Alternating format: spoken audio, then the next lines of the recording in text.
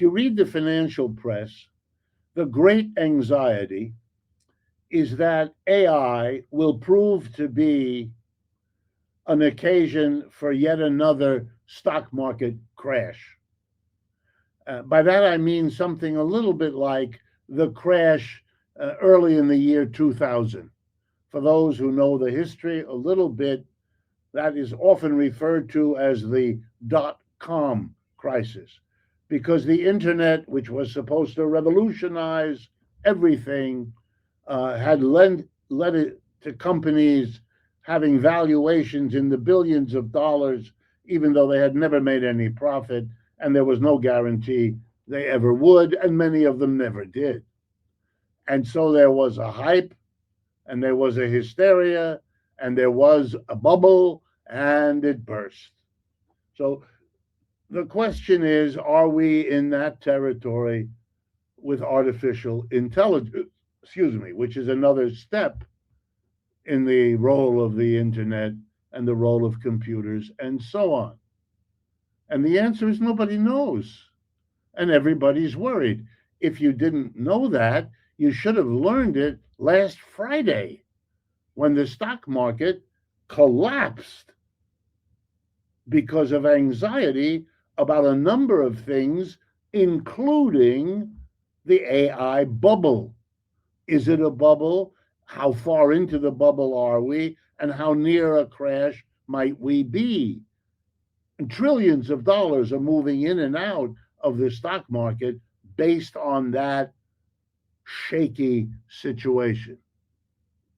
The second way AI figuring is the question, will it have a significant impact on employment, by which, in simple English, will it create enough new jobs to absorb the jobs it renders unnecessary, or will there be a net loss of employment, particularly for white-collar workers? Now, the answer to that question is not clearly understood, and the answer will have to specify not only whether there's a net loss of jobs, but which jobs and over what period of time. And all of that is still unknown.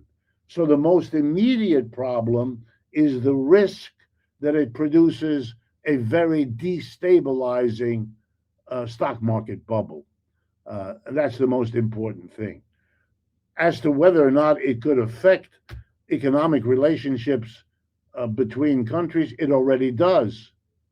Part of the enormous achievement of China is to be right at the forefront of the technical development of and uses for artificial intelligence, where it is exploring uses, developing techniques, improving the chips and the speeds and so forth. It is already part of the global competition between the two superpowers. And given our conversation over the last 30 to 40 minutes, here is another illustration of what is lying before Europe if it wants to salvage anything.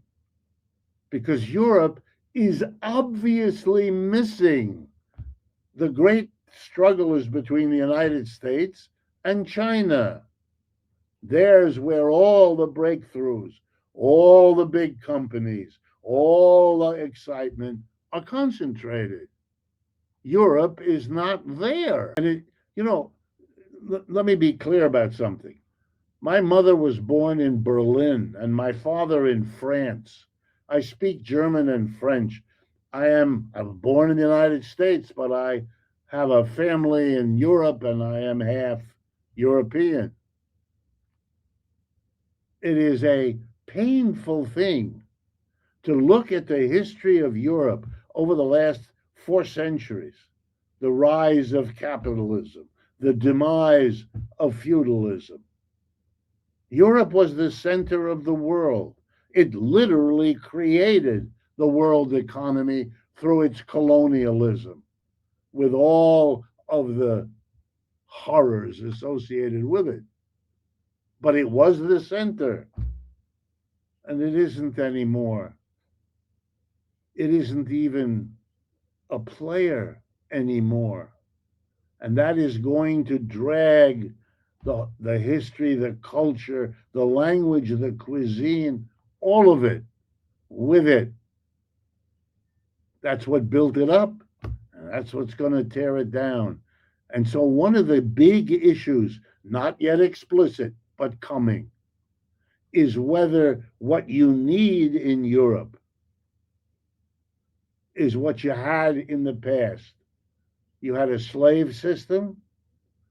Before that, you had small independent peasant, then a slave system, then a feudal system, then a capitalist system. Maybe the future for socialism is to offer itself as an alternative way to rebuild a Europe, but not under the rules of a capitalism, but to jump over the leading countries that still hold on to capitalism and do it by means of a transformation from the bottom up.